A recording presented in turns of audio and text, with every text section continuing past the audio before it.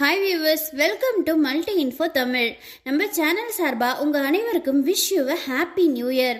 இந்த வருஷம் முழுக்க நீங்கள் எடுக்கிற எல்லா முயற்சிகளும் வெற்றி அடையணும்னு வாழ்த்துறோம்.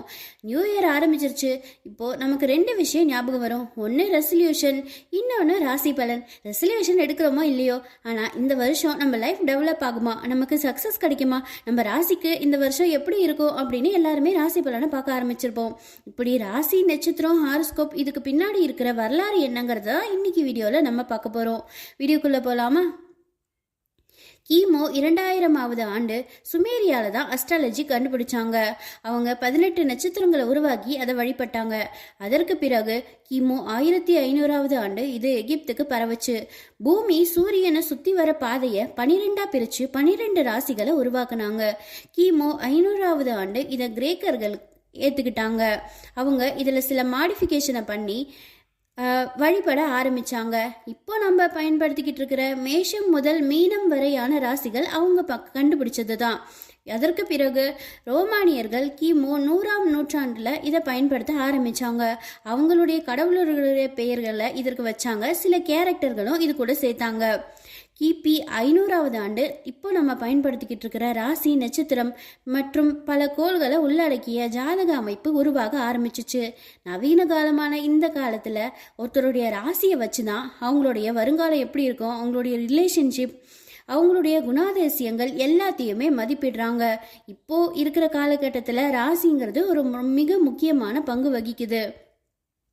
சரி, பூமி சூரியனை சுற்றி வர பாதையை 12ஆ பிரித்து அதில் தான் ராசியை உருவாக்குனாங்க அப்படின்னு நம்ம பார்த்தோம். அதுபடி பார்த்தா ஒரு ராசியில் சூரியன் 30 நாள் டிராவல் பண்ணோம். அது என்னென்னு இப்போ நம்ம பார்க்கலாம். மேஷம் மார்ச் 21 முதல் ஏப்ரல் 19 வரை. ரிஷபம் ஏப்ரல் 20 முதல் மே 20 வரை. மிதுனம் மே 21 முதல் ஜூன் 20 வரை.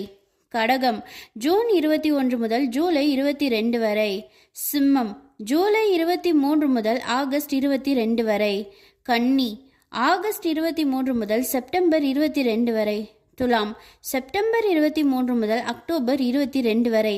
விருச்சகம் அக்டோபர் 23 முதல் நவம்பர் 21 வரை. தனுசு நவம்பர் 22 முதல் டிசம்பர் 21 வரை. மகரம் டிசம்பர் 22 முதல் ஜனவரி 19 வரை. கும்பம் ஜனவரி 20 முதல் பிப்ரவரி 18 வரை.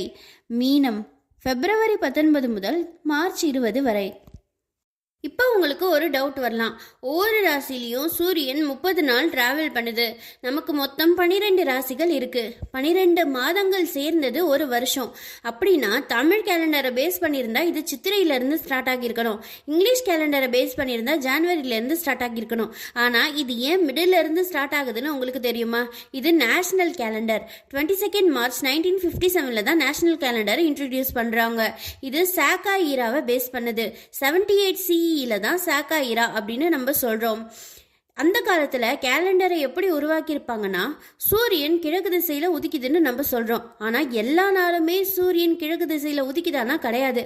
கொஞ்சம் ஸ்லாண்டிங்கா சாஞ்சா மாதிரி தான் உதிக்கும். இதுக்கு காரணம் என்னன்னா, நம்ம பூமியே நேரா சுத்தல, நீள்வட்ட பாதையில சற்று சாய்ந்தா மாதிரி தான் சுத்துது. மார்ச் மாதம் 20ஆம் தேதி அன்னைக்கு மட்டும்தான் சூரியன் அக்யூரேட்டான கிழக்கு திசையில் உதிக்குது. இதை அடிப்படையாக வச்சு தான் அந்த காலத்தில் கேலண்டரை உருவாக்கியிருப்பாங்க அப்படின்னு நம்பப்படுது. அடுத்தபடியாக இப்போது நம்ம மார்ச் 21 ஏப்ரல் 19 வரைக்கும் மேஷ ராசியில் சூரியன் டிராவல் பண்ணுது அப்படின்னு பார்த்தோம். அப்போ பிறக்கிறவங்களுக்கு மட்டும்தான் அந்த ராசி இருக்குமா அப்படின்னு கேட்டால் கிடையாது. ஜாதகம் கணிக்கும் போது சந்திரனை அடிப்படையாக வச்சு தான் கணிக்கிறாங்க. நமக்கு 12 ராசிகளும் 27 நட்சத்திரங்களும் இருக்குது. இந்தந்த ராசிக்கு இந்தந்த நட்சத்திரம் வரும் அப்படின்னு வச்சிருக்காங்க.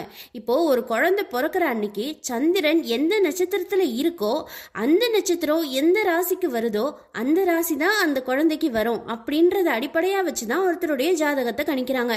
இதனால தான் ராசிகள் மாறுது. இந்த வீடியோ உங்களுக்கு யூஸ்ஃபுல்லா இருக்கும்னு நம்புறோம். வீடியோக்கு லைக் பண்ணுங்க, உங்க ஃப்ரெண்ட்ஸ் அண்ட் ஃபேமிலிக்கு ஷேர் பண்ணுங்க. இந்த வருஷம் நீங்க என்ன ரெசல்யூஷன் எடுத்திருக்கீங்கன்னு கமெண்ட் பாக்ஸ்ல கமெண்ட் பண்ணுங்க.